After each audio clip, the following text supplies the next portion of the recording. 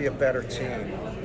But we were a good team. We were a pretty good team at the end, and then just unfortunate what happened. So hopefully we'll be a good team this year at the beginning, in the middle, and at the end. That would be a good goal. Coach, obviously a big part of this year's team is Paulo. What are some things you've seen from him thus far, and what sort of player comparisons do you have for him? Yeah, I don't compare players. I think he's a gift to coach because he wants to be coached, and he wants to be coached hard. He's unique in that he's over 6'10", over 250 pounds, but he's really got a guard mentality. And a big thing for him is to learn to use. In high school or AAU, you're never allowed to be as physical as you are right away in college, so to learn that. But he's a great teammate, and he has a great family who also wants him to be coached hard. And hard means honestly. And so, no, I've loved being with him. Excuse me. Coach, to have a pack. This third year in a row, he's been doing injury at the sideline. How is he dealing with that mentally? No, it's tough when a kid sustains repetitive injuries and they're not necessarily the same, and because you don't have continuity of work, so you might get to a level and then you're not back. It's particularly tough for a freshman during this time because you're learning a lot right now, and so if he's out again, I don't know the time here, but say he's out a month, that's difficult. And then he's very positive. You know, the prognosis is great. It's not something that can be like a long term, and because there was no damage done that needs surgery. Coach, just your excitement to have a packed Cameron, and a lot of these guys haven't been in Cameron with it. Even that our crowd. sophomores. Yeah. Yeah, well, we had a taste of Cameron on Saturday.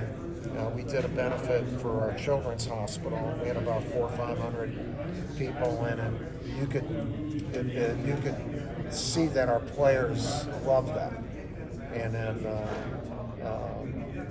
Friday night we have Countdown to Craziness, and tickets went on sale 6 o'clock yesterday morning, and kids camped out and they had parties. And so the anticipation of fans being there, you know, our guys didn't even have their parents last year at games. So yeah, our game is about fans and emotion, and whether you're at home or on the road, it takes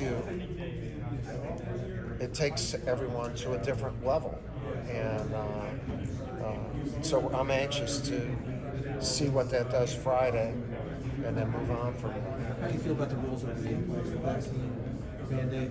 Yeah, the mandate, you know, again, it's going to be like football. They can say you're masked and watch everything. You know, like the players, coaches, and referees are not masked. We already had referees in for our clinic with Brian Kersey and 3 of the veteran ACC officials, which was great. And they've had a great success rate with vaccination. Brian, you should actually ask him about that. But you know, when you get all those people together, who's going to police that? Although our school we're close to 100%, you know, vaccinated. So Duke's done a really good job at that. My wife and I have been able to get our boosters, and but actually just about 2 weeks ago, along with our flu shot. So I said, what else you got to give me? I'm used to getting a lot of shots being in the service. So. What are your expectations for Joey and Wendell this season? No, just to be themselves. They're better players. You know, we know each other. To have 2 veterans, you know, we're more veteran this year than by far last year with them, and with our 2 grad transfers with Theo and with Bates, and just the maturity in the locker room, practice sessions and that. But Wendell's made a huge step forward. Coach, you mentioned previously you said the game is about fans, it's about emotion. Do you still get nerves before games? Is there Yeah, I get nervous. Nervous doesn't mean afraid. I'm not been afraid, but yeah, nervous. It's a part of you are there fans out there? Oh yeah, they are out there. You shouldn't assume anything. And if you didn't get nervous, I don't think it. It would be right.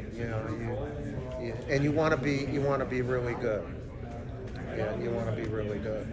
Coach, the ACC has a long. I'm sorry, I have a hard time. The ACC has a long history in Greensboro. Right. And Jim was talking about possibly moving headquarters. I just wonder your thoughts on what you feel like you have. No, I don't have. I think whatever Greensboro's been unbelievable. The people there are great. I think what Jim Phillips did is what a new CEO should do. You assess everybody in the organization. You assess where we're at. You look at all the things, and so him looking at that, I think, is right. It'll make everybody better. It'll make everybody better. But obviously, Greensboro has been terrific for our conference. Coach, what does it mean to you to have such a? I apologize. I walked in when you were answering a question about AJ. How much of an impact for a guy who missed so much in high school is that on his development? This early in the process? For AJ, it has an impact because he's been injured a lot. Yeah, AJ went to one of the great high schools and an amazing high school coach. He didn't have the benefit of being coached by that coach, Pat, and being at that school last year. That sets a kid back, and even if you're healthy, that sets him back. But it's particularly bad when a freshman gets hurt because this is their main time for growth. So we'll see how that all moves along. What does it mean to you to look at your extensive coaching tree, not just around the nation, but in the ACC? What does that mean to you, your impact? The question was about what does it mean when you look at your coaching. I don't look at my coaching tree. Although Mike's right across, I'd rather not look at him. But even though he's handsome and whatever, I notice he's got a beard now. I've had an opportunity to work with really good guys. So, and also in U.S., Adam Silver did a really nice thing a couple weeks ago. He had a dinner for me and my family up in New York, and invited all the people from USA basketball, about 50. And so Tibbs was there, D'Antoni, Monty Williams, Nate, Quinn Snyder, Jeff Capel, Wojo, Chris Collins, Johnny Dawkins, all the people who've helped Grant Hill. And when you look at like a room full, it was a night where wherever you were at, in the cocktail party, you wanted to stay there all night. Then you moved to a place and you wanted to stay there all night. And when you looked around, everybody wanted to stay in the place. It was one of those beautiful nights. So by being associated for so long with such talent and such good people, it's been something you could never anticipate, really, when you start out in the year. And talking to your players and asking them about the team and what they've seen thus far. Again, I can't understand about you. And talking to your players and asking them about this squad, two words stuck out, and they both said it: toughness and defense. What are you seeing from these guys during practice as far as what they'll bring to the court this Yeah, our team, these guys have been really hard workers, and we're very athletic. And our freshmen are more physically mature than normal. And so there's a degree of physicality and toughness, but the attitude's been great. And I think a big part of that is how we brought them together all summer. and the fact that I've been able to be with them every day, or every day that you can be with them, and in my, not only that, but my focus is on them, total. Coach, You're not going home and calling recruits and texting and all that kind of stuff. That doesn't mean I don't call recruit, but that's not on my mind. They're on my mind, and I would liken it more, a little bit about like when I coached the U.S. team, and you're more of a pro coach, where that's what you do. You're not worried about who's going to be in the next draft or whatever. Coach, Shire and Michael Schwimmer spoke on campus. Shire and who? Michael Schwimmer spoke on campus last week about Yeah. how you guys have been using analytics. What can you say about how you've been integrating analytics more into your coaching style? Well, we're looking and we're implementing more analytics. There are two types of analytics. There's one that they're talking about with all the where guys shoot and percentages and all that, but there are also medical analytics. The medical analytics we started doing about 5 years ago with a sports scientist, and we monitor everything. And I believe in the medical analytics 100%, and I make decisions based on them with complete confidence. On the other analytics, I listen to and pay attention to, but I also add the feel of almost 5 decades of coaching. And because I still think that the numbers can lead you in a good direction, it doesn't provide you all the answers. And I think they can more in baseball than in our sport, but that's just me thinking about it. But I'm all for it, and that's something John is really interested in. So the last couple of years I've tried to learn more about that and not have a closed mind to it. Coach Wendell was talking about working and getting confidence from his work, and I think you had mentioned the same thing over there. I'm sure a high school player coming to Duke is confident in his basketball ability, so is it something that you regain the confidence that you came to Duke with? Is that what you Well, there's something about singing in a church choir and singing on Broadway. When you're the best voice in the choir, that means your best voice on 42nd Street or 46th Street or wherever. No, there's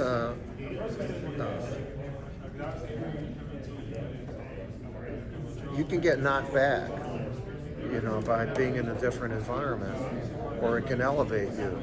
It just depends. And but there's a reality of I got to be better. And then some guys get better quicker than others, and then some guys stay healthy the whole time. So each kid has his different route, and then hopefully you can figure out a route together with them. Wendell's on a really good route right now. He's really put a lot of work in. Is it projectable? Was his route projectable to this point? Like, Yeah. looking at a year? I've always believed Wendell. I've believed in Wendell. When he came to us, he's 18.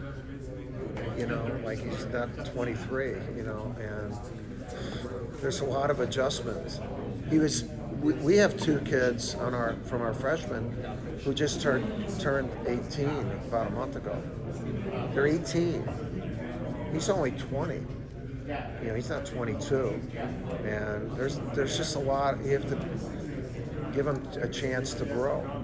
And with the rapidity of losing guys for good reasons in our program, in the last decade, a lot of these guys haven't had the luxury of having an older, really good player teach them. A Ferry teaching a Leitner teaching a Hill.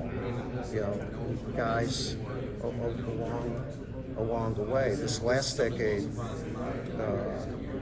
it's different.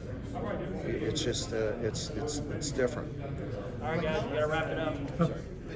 How early in the summer preseason do you know what kind of a defensive team you have? I still don't know what a defensive And team. what are the clues that you look for? I'm still looking for the clues. No, we go a long way from being a good defensive team, but we have the potential to be a really good defense. We've only practiced 9 times. and somebody we've played against our second unit. So we might. I don't think we'd even go undefeated against our second unit, but we'd have a good record.